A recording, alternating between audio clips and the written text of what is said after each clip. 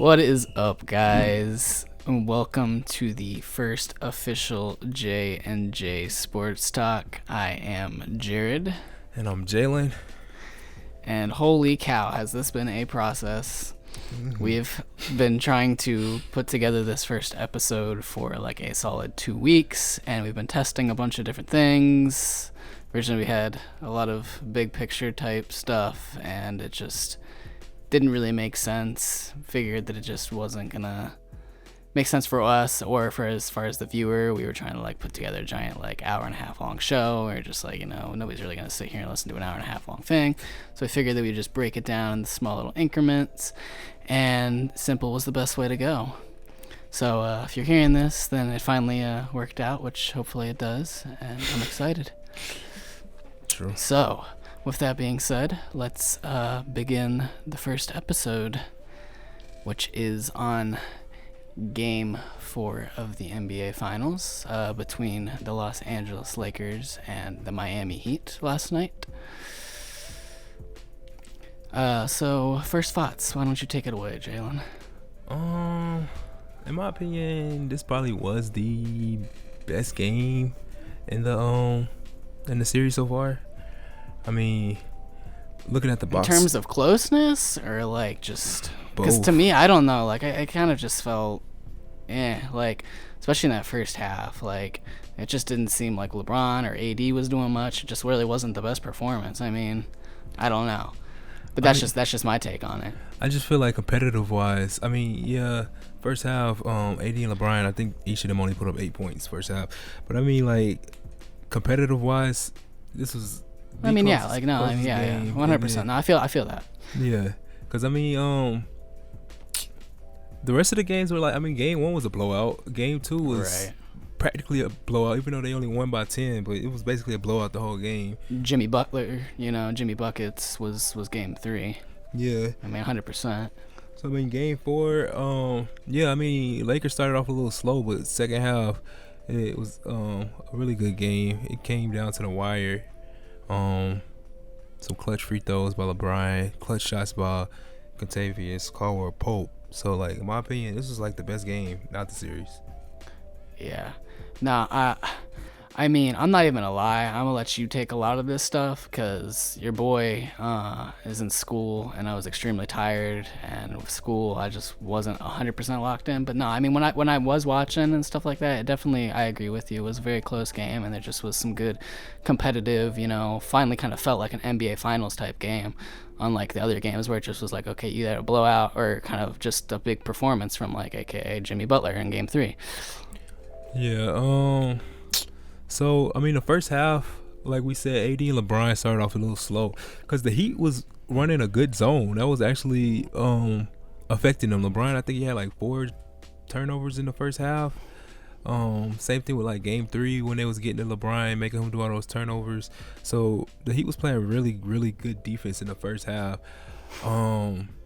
I noticed that, like I said, game 3, that's when Jimmy went off for that 40-point triple-double. I heard that it was talks of AD after game 3 saying that he wanted to guard Jimmy Butler. But it's like, AD was top 2 defensive player of the year. So, I mean, he took the initiative saying he wanted to guard Jimmy Butler in game 4. And, I mean, he did good. I think I saw a stat line saying something that when AD was guarding Jimmy Butler, I think he guarded him like 55% of the game, and he only held Jimmy Butler to 1 out of 5 when he was guarding him. So, I mean, he was doing good.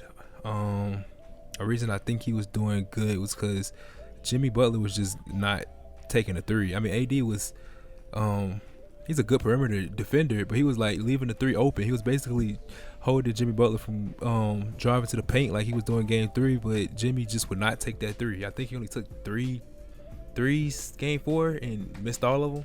So that was a big factor why I think the Heat lost. Jimmy Butler just gotta take those 3s, be confident in his shot. I mean, he's not a great 3-point shooter, but I mean, if they giving it to you, you gotta take that. So, what are your thoughts as far as, I mean, this is how it is. It's just part of the game. I mean, as a Cavs fan, I felt this, for a couple years, but obviously injuries have taken place. inside the Heat roster. I mean, what's your thoughts as far as you really think that makes a big difference? Is it affecting anything? Not even just in this past game, obviously, but just in this series. Because, I mean, you obviously had Bam Adebayo that's been out. And, to me, that's a decent, piece that is. I think injuries played a huge role in this finals. I mean, game 1, they were healthy for like the first half and they were still getting smacked. But I mean, that was game 1. I feel like if they all were healthy, they could have learned from game 1 and bounced back in the series a little better. Because I mean, game 2, they didn't have Bam or Dragic, and I mean, if I'm not mistaken, Dragic is leading or was leading the Heat in points throughout the whole playoff. So I mean, he's not their number one guy. I don't think so. I think Bam is. So, I mean, they lost their number one guy, and then they lost their best scorer. So, yeah, I feel like injuries are playing a huge role. Yeah, I mean, that's how it usually is, especially in the finals. I mean, it's a really unfortunate thing to see. It's like I said, I mean, with me being a Cavs fan, obviously, Kyrie and K Love, were things that people that got injured in those first, finals appearances with the Warriors. And I mean, it's one of those things that's like, okay, can you really discount the Warriors and say, oh, like the Cavs would have won the championship without them? Yeah. No, but it definitely wasn't like the Cavs at their full potential. And it's like, yeah, I feel like the Cavs could have definitely competed or even maybe possibly won a championship in those first couple of years had, those injuries not taken place. So it's a really unfortunate thing, but, that's just part of the game. You've got to be able to work off of what you get. Yeah, I feel you. And it sucks because it's like, obviously as a fan you want to see both teams at their full potential, and it really sucks because I think the Heat have really, really, really worked hard, and it's kind of unfortunate to see them, especially because at the end of the day, like, the Heat are the underdog. So it kind of sucks to see, like, okay, you're already kind of the underdog, and now what you had going for you is at a disadvantage. Yeah, I agree. Like I said, if the Heat was fully healthy, I still don't think they would beat the Lakers. But yeah, I think the Lakers, this is definitely that. But yeah, I definitely think you would have either had better games or you'd have a better series. Yeah. It's definitely putting a lot of weight on Jimmy Butler, who's an extremely phenomenal player. Don't get me wrong, but it's that's just not LeBron caliber to like carry an entire team. And even then, I was telling you this the other day. In this day and age, it's like I just don't see like a one player, like star just being able to win a championship just because these big teams are in the finals. They've got pieces around them. Yeah, I agree.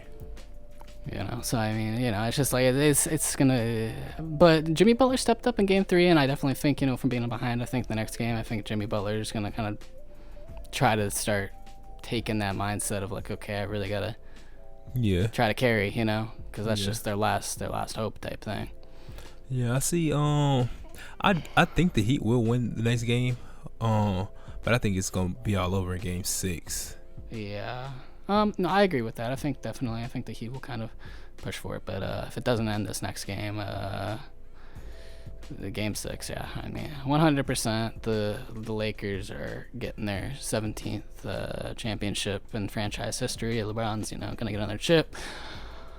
But we'll see what happens as far as what games happen. I hope that they're close games. Whether it finishes in this next game or whatever game, I just hope that we finish off this crazy season on a high note. It's obviously been quite the experience, with the whole bubble and stuff like that. We talked a lot about the bubble and our original plans as far as the podcast goes, and we won't really get into that, but so I think the last thing I want to talk about, obviously I think we're starting to get kind of a definitive answer, but at the beginning of the thing, you and me kind of had a discussion about who we thought would win MVP between AD and LeBron. What's you said you thought AD was carrying this team and was going to win MVP, and I was strongly Team LeBron. What are your thoughts, as we're 3-1, 4 games in, possibly the Lakers having only one more game, and then MVP will have to be crowned? You still think it's AD? You're not so sure? Starting to lean towards LeBron?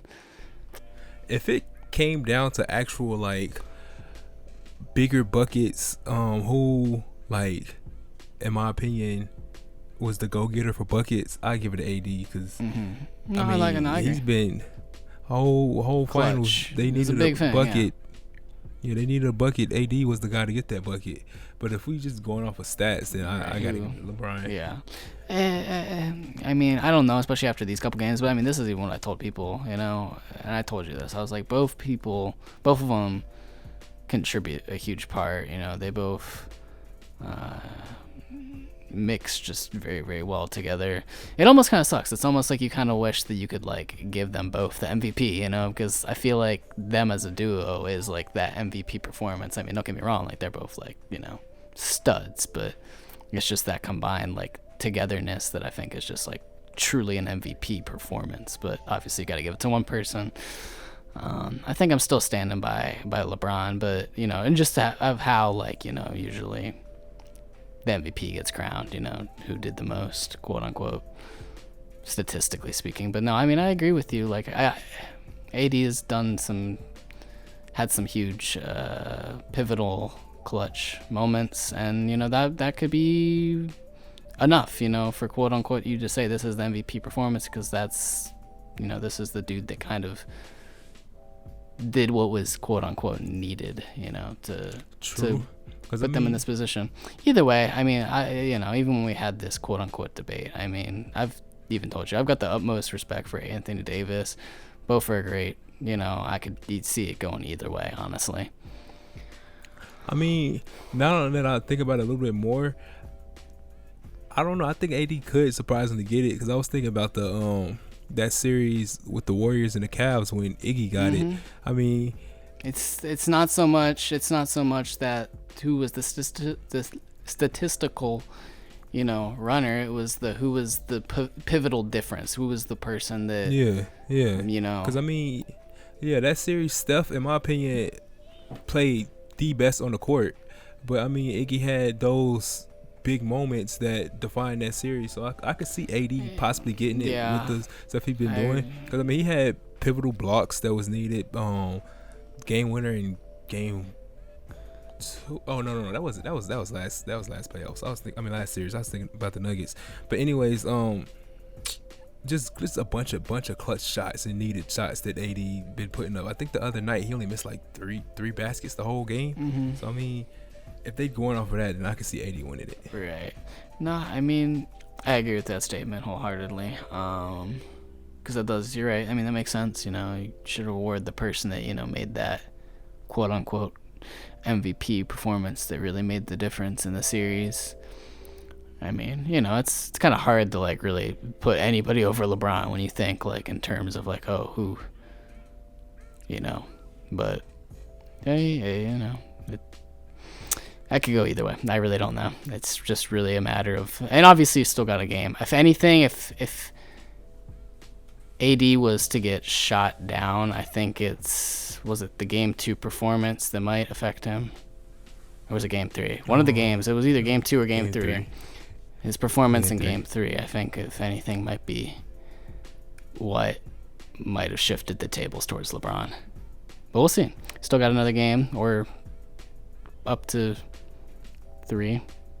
So it'll be an interesting finish to the season. I'm excited. All right, well, there you have it, ladies and gentlemen. That concludes our first episode of the J&J Sports Talk. Make sure to hit that subscribe button and that like button if you don't already. Go follow us on Instagram at, I believe it's JJ.afterthewhistle, maybe? Is that what it is? Yeah, it'll be on the screen. So follow us on Instagram. You can see it on the screen. But yeah, super excited. We've got some stuff planned. It's going to be stuff like this where we're just kind of maybe talking about specific events, but we've also got some other cool little segment ideas, some hot takes here and there, some other maybe like ranking videos. So just be on the lookout. Hopefully getting a couple of videos up each week. And hopefully, as long as this goes well, hopefully this will become a regular, and we'll have the ball rolling. Yep. Right. We will see you guys soon, very soon, because I think right after this we've got our next video will be the NFL preview for this week, so that will be tomorrow also.